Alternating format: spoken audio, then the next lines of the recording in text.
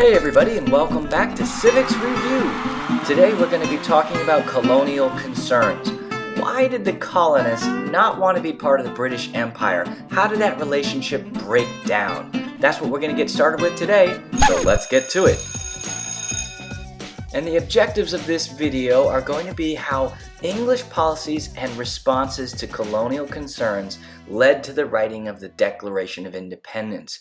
Now, we already talked about the inspiration and the influence for that document, but we're going to learn about what led up to that point.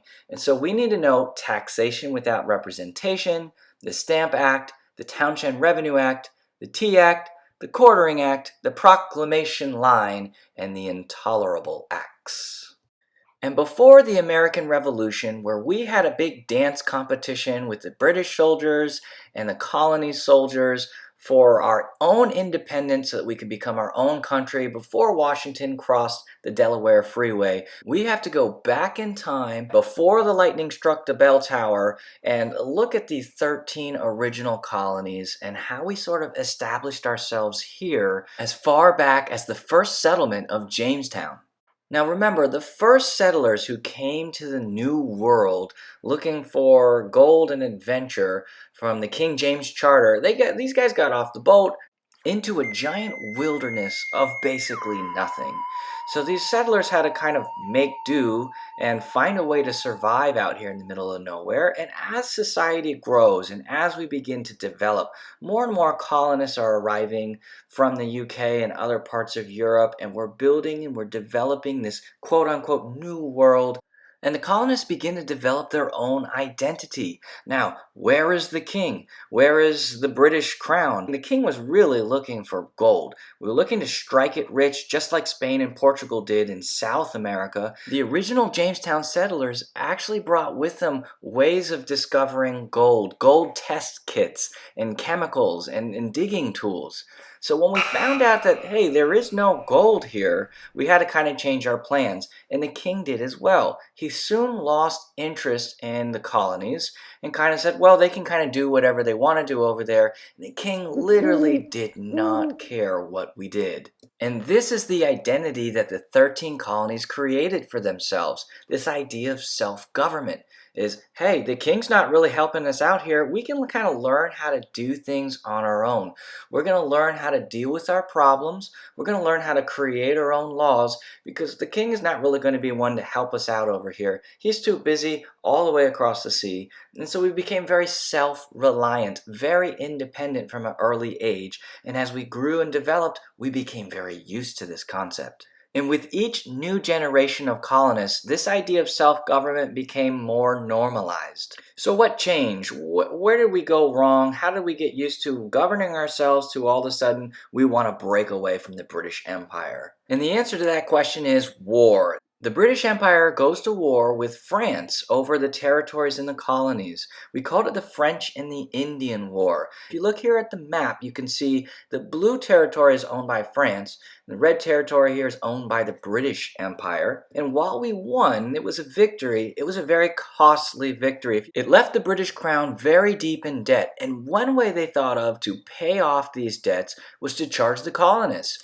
And so all of a sudden, the king went from not caring about what we did here in the colonies to caring very much about how we were going to pay back this debt or help pay back the debt. And of course, they came up with the idea of taxes. The colonists should pay taxes to help pay back these debts from the war. And the first tax that they gave out was known as the Stamp Act. Well, actually, the first tax they gave out was the Sugar Act. We're going to kind of bypass that and jump straight to the Stamp Act. And so we want to write down in our notes that this is an act that required every official document, newspaper, even pamphlets to have this expensive government stamp. If you were going to print out pamphlets, they would all need to have this stamp. And in this way, you would help pay back the debts for the French and Indian War.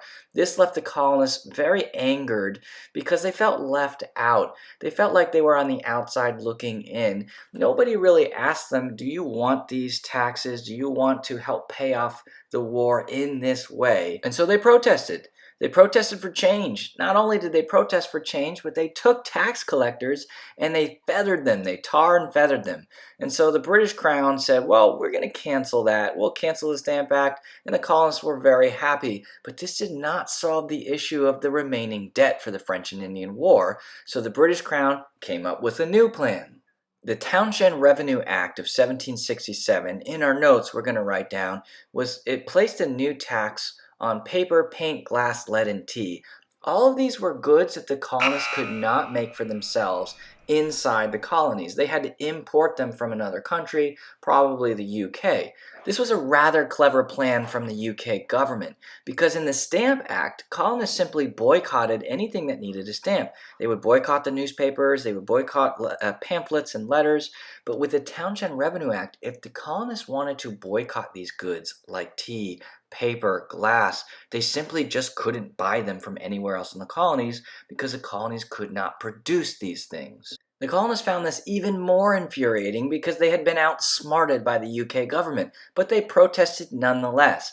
Now, the UK government also outsmarted them here because they also sent soldiers to Boston, and we call this the Quartering Act. This is an act that required colonists to house British soldiers in their homes. So Boston is now home to 4,000 UK soldiers, and they kind of just occupy the city. They check on people, they kind of act like jerks, they make sure that the colonists aren't going to be misbehaving or anything like that. And that includes stopping the colonists from tarring and feathering the tax collectors, and also making sure that they're paying their taxes. This absolutely infuriated the residents of Boston and most of the colonies. Now you have a bunch of people who are very upset about the soldiers in their city, and you have the soldiers who are not really liking the colonists either, and the next event is going to be very explosive. And so the Boston Massacre is an event that occurred when an angry crowd of colonists began harassing these British soldiers who were living there. Remember, these colonists had to house these soldiers. They had to give them all the things, even though they were sort of like bums living in their homes. This did not make the colonists very happy, so they started pestering and disturbing these soldiers out in the middle of the street. Somebody's gun goes off on accident, and all of a sudden these soldiers start opening fire on a crowd of unarmed citizens. This is known as the Bloody Massacre or the Boston Massacre, and there are many, many images of this event. Word travels very quickly all throughout the colonies, and the king is losing his mind because this is a very bad event. And so he immediately cancels the Townshend Revenue Act, which was taxing the colonists for things that they couldn't produce. But it really can't undo what happened, which was 5 unarmed civilians being killed by the British soldiers in Boston. And everything was pretty chill for a while until the Tea Act of 1773.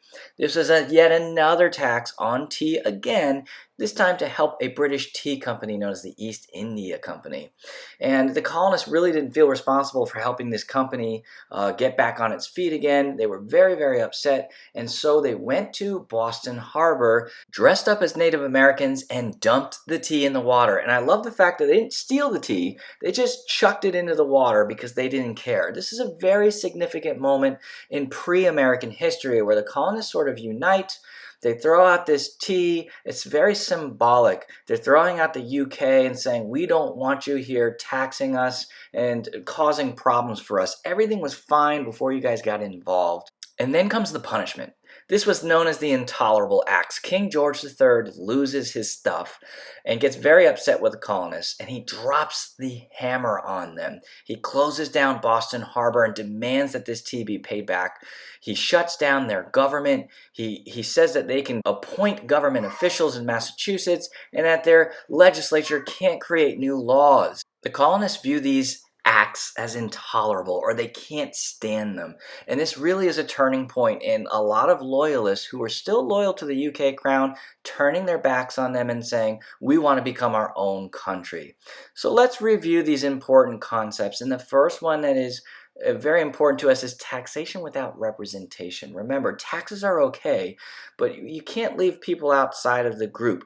We have to be involved in our government and say, okay, yes, this is a fair tax to pay. Otherwise, it feels like we're not on the same team together. We're not working together. We call this taxation without representation.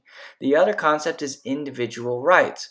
When you put soldiers in our cities and they watch us and they act like jerks, you make us have to house them and quarter them. This is a violation of our individual rights. We as people were born with these rights. We shouldn't have to do these things. And the last thing is, the king is a tyrant. King George III, he didn't really care about what we did when times were tough and we were out in the middle of nowhere with no real help. We weren't finding any gold in the colonies, and so he kind of just abandoned us out there. And now all of a sudden, he's acting like a tyrant in every single step of the way.